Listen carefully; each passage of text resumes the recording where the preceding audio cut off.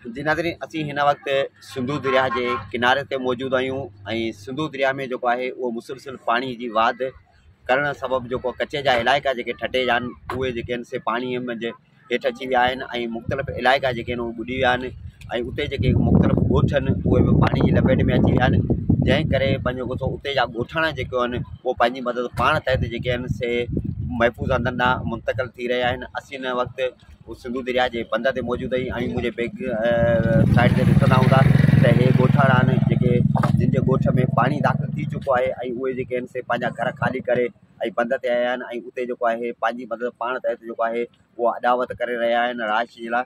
ऐं हिन पासे तव्हांखे ॾेखारींदासीं त हीअ सिंधु दरिया आहे ऐं हीअ सिंधु दरिया जे असीं बंद ते मौजूद आहियूं। सिंधु दरिया जो जेको पाणी आहे उहो मुसलसिल जेको आहे सो वधी रहियो आहे, तंहिं करे असीं जेके हिते ॻोठाणा जेके आहिनि उन्हनि सां जेको आहे ॻाल्हि ॿोल कंदासीं त उन्हनि ॻोठाणनि जो जेको आहे छा चवणु आहे ऐं हिते जेको उहो निकिरी आया आहिनि उन जे लाइ हिननि खे केतिरी के मदद कई आहे सरकारी तौर ते या छा, उन हवाले सां असीं हिन सां ॻाल्हि ॿोल कंदासीं।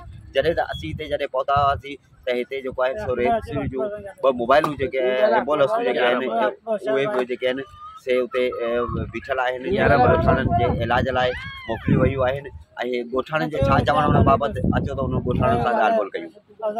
ॾिसो हिते बोर्ड अची पाणी असांजे फिरी आयो आहे, पाणी फिरी आयो आहे, बेलदार वेलदार कुझु बि केरु कोन थो अचे भैया। हिते अचनि था ढंगर ॿ वढियो सॼी हिते पुल जे लाइ वेठा आहिनि, ॻोठाणनि खे चवंदा ऐं पाण सफ़ाई करियो हिते, हाणे असीं हीअ सफ़ाई वग़ैरह सफ़ाई करे वेठा आहियूं, हाणे हिते वेठा आहियूं भूंगियूं वेठा आहियूं।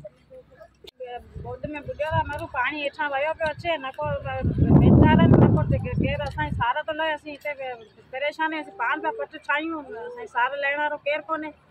पाणी पहुची वियो अचे पियो, सांची पेची वेंदो, हाणे असीं किथे वञी बचा लिकायूं, असांजा बचा परेशान, असीं परेशान। असीं पाण पिया ख़ाली करियो, असांखे ख़बर आहे त असीं 12 महीने ॿुॾंदा आहियूं, 12 महीने असां बोर्ड ईंदी आहे। इहो आहे ॻोठ रमज़ान मल्हाज मां जा असीं वेठल आहियूं, असीं दरिया में जे पाणी असांखे रोके छॾियो, असां कंहिं पंहिंजा मदद कोन कई आहे, असीं पंहिंजो पाण मदद करे निकिरी जी वेठा आहियूं। काठ खणी जे आया आहियूं, घर में अञा पिता छॾिया आहियूं, अंदरि पिया आहिनि ऐं कंहिं बि असांजे ॿाहिरि कोन लधी आहे। को माण्हू आयो आहे? जी न, असां केरु अञा आयो कोन आहे, निकिरिया था पंहिंजी मर्ज़ी सां? पंहिंजी मर्ज़ी ते निकिरी आयासीं, टप थियो नंढड़ा बचड़ा, घर चऊं पाणी अचे पियो यको वॾो, निकिरी आया आहियूं ॿाहिरि। हिते दरिया रमज़ान मला जो ॻोठ, हुन में पाणी अची वियो, असां सां कंहिं बि मदद कोन कई, सरकारी मुलाज़िम असां वटि को बि कोन अञा सुधी कोन पहुची सघियो आहे। असीं सफ़ा मजबूरी में परेशान आहियूं, हुते असां वटि बुख बचा नंढड़ा बुख ते वेठा, किन वटि आहे किन वटि कोन्हे, असीं बुख ते वेठा आहियूं। सरकारी मुलाज़िम को बि असां वटि कोन आयो, को बि कोन आयो।